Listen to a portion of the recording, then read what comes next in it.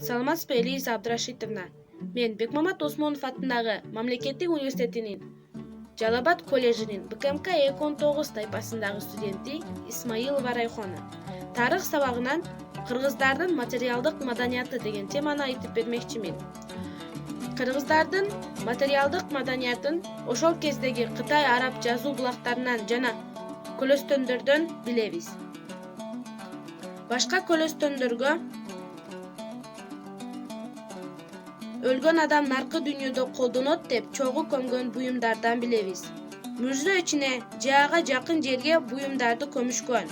Буюмдардан көбүнчө кылычтар, найзанын учтары, курал-жарактар көмүшкөн жана алар табылган. Жана Енесейден качкан кыргыздарды аты менен кошо көмүшкөн. Табылган материалдын калдыктары буну далилдеп турат. Жүгөндөргө өсүмдүк жана айбандардын сүрөтү түшүрүлгөн. Аялдар менен эркектер да сөйкө тагышкан. Енесейдин кыргыздары мал чарбачылык менен кесип кылган. Кыргыздар боз үйдө жашашкан. Алардын көлөмү чоң болсо,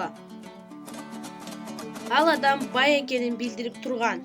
Ал эми боз үйдүн көлөмү кичине болсо, ал адам кедей үй бүлөдөн экенин билдирип турган.